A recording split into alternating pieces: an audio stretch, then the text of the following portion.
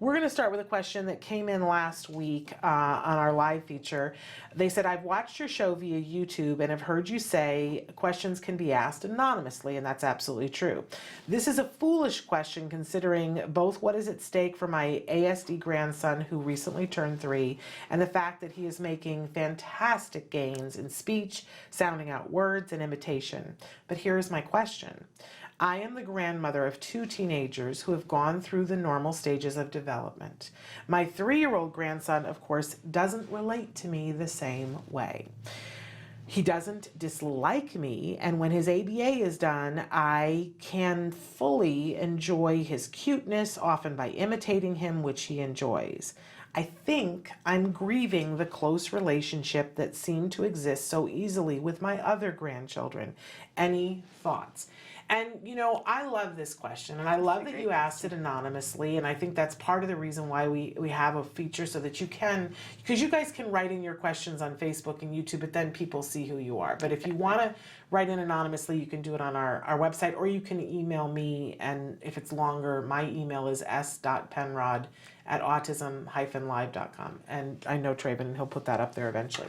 But I love this because this is the truth. This is real life. Right? Yeah. And this is what happens a lot of times in families, and nobody talks about it, is that, you know, the way in which other people will now relate to your children is going to be different, and there is a grieving process around that.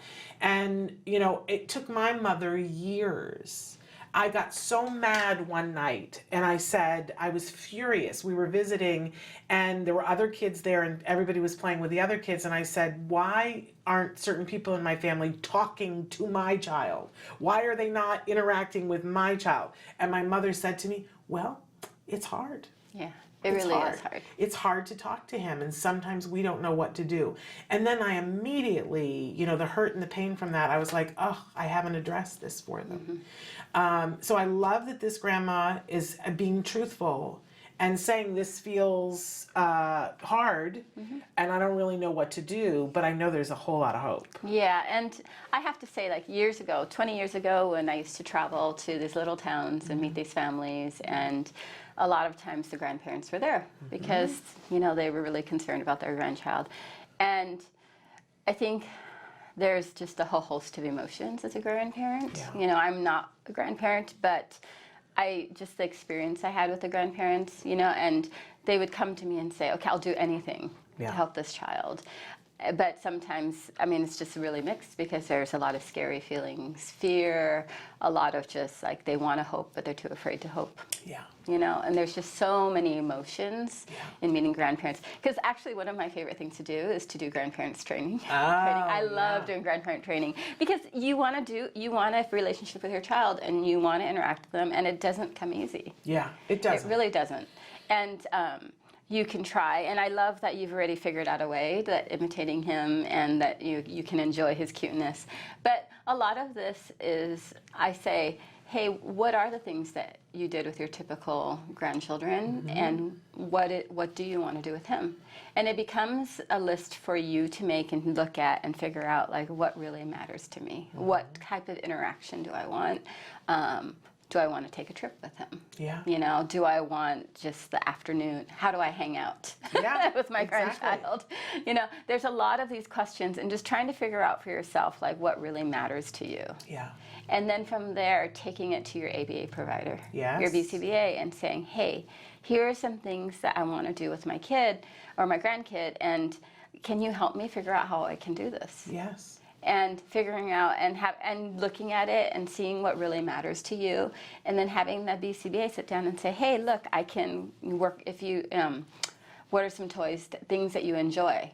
And we can put some of these toys or games into his learning so that you're a person that he does this with along with everybody else. Yeah. You know, or if it's talking takes time. You know, he's making gains, which is great. Yeah. But having those deep conversations, that is something that hopefully will come later. Yeah. You can't do it, you know, right away. And, you know, enjoying play or enjoying just being with you could be a hard thing. But the thing is, we can teach the kids how to do this. And so if you work with your ABA provider and say, hey, this is something that I really want, and especially if you're seeing him regularly after his ABA, maybe as a caretaker or some other way, it's important that you choose some skills that you want to do with him and that they put it into the program and that he can use with you and siblings or cousins or relatives anywhere out. I love this advice because, first of all, you identifying what interaction you want and then saying it to the ABA provider, powerful, powerful thing. And this is for grandparents, this is for parents, this is for teachers, this is for anybody. You know, if you can identify this and talk with the team and say, how can we facilitate this?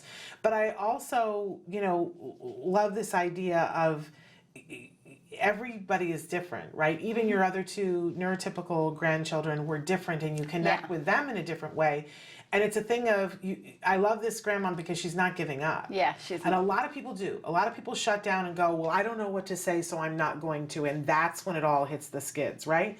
But, you know, even now for me, of course, I'm not a grandparent yet, thank you. I look forward to being a grandparent, but not anytime soon.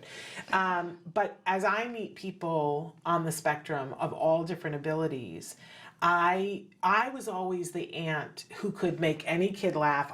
We have this thing that usually when we're in grocery stores and I'm there with my husband and my son, I will see a baby and it's like my mission that I have to connect with the baby and get them to laugh. And I'll be playing peekaboo and I do fish lips and I have a whole routine to connect with a baby. But you know, it doesn't work with all of them. Yep. And it didn't work with my baby. It did not work with my baby. And so over the years, every time I meet somebody who's on the spectrum, it's a thing of, okay, so what will work with this individual?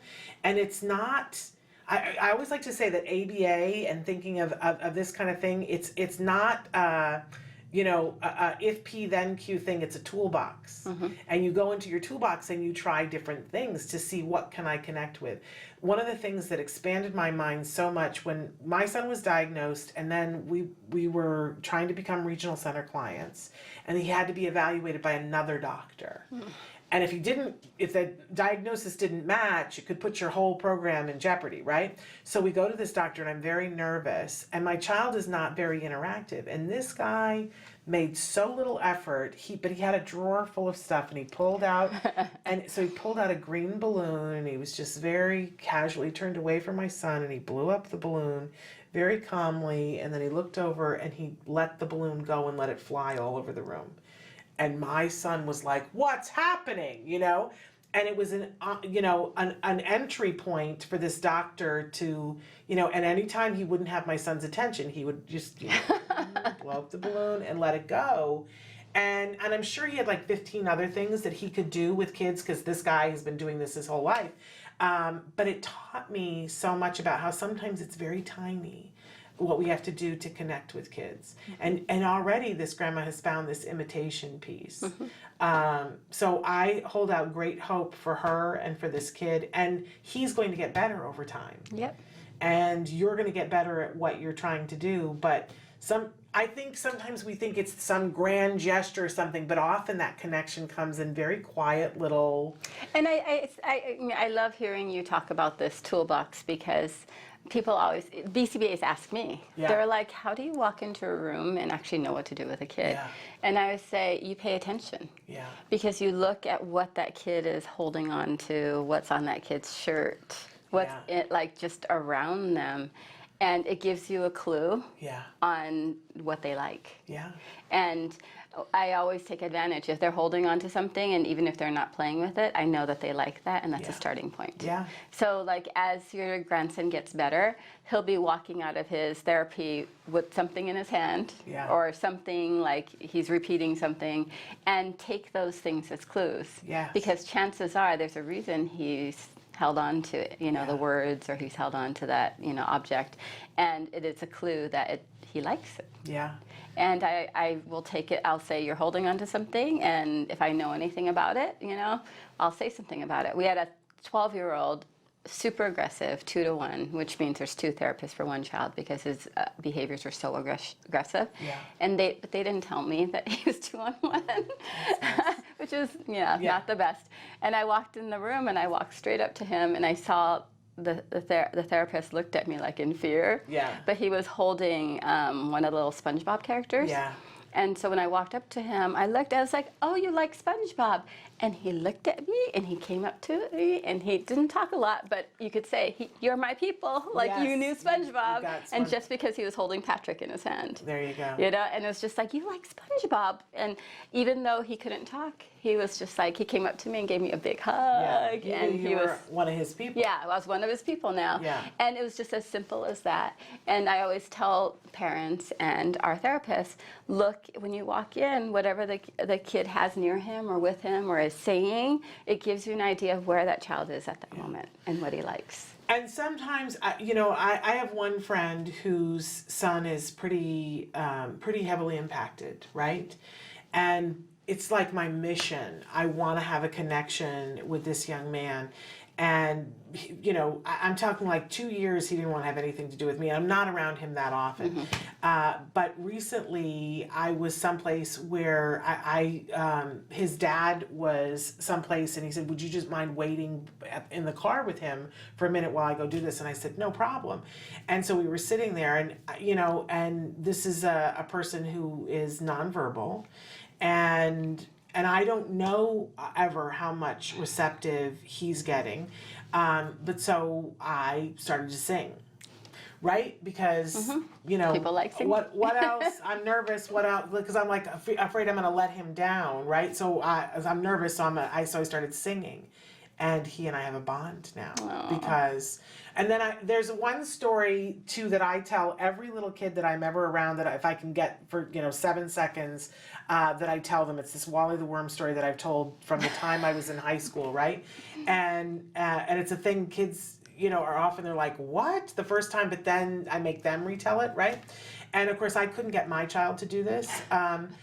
Which was a big deal to me, but then I would tell it around him with other kids, and one day in the back seat he just told the story all on his own. Aww. Like months after I had done this. So it reminded me that these kids are always listening and we don't know how much they're receiving. We don't know. But so I told this story to this young man he's probably 13 now, and it's a little kid story, but I was like, well, this is my shtick. And I told him the story and there's a whole thing in it where because the worm gets longer and longer. And I was like, oh, I don't think he was listening. Okay, well, I told the story, but then the next time he saw me, he came up to me and he was like, and he wanted the story. So I just say to you, don't give up, because it's so worthwhile when you make the connection. And sometimes it's an investment in time, but keep investing. And you know what? Your son or daughter and their spouse will notice that you invested, and those are the people that we hold close and appreciate more than anybody else, because they don't give up. Yeah, and if you have questions, ask your BCBA. There you go. Because they should be able to help you.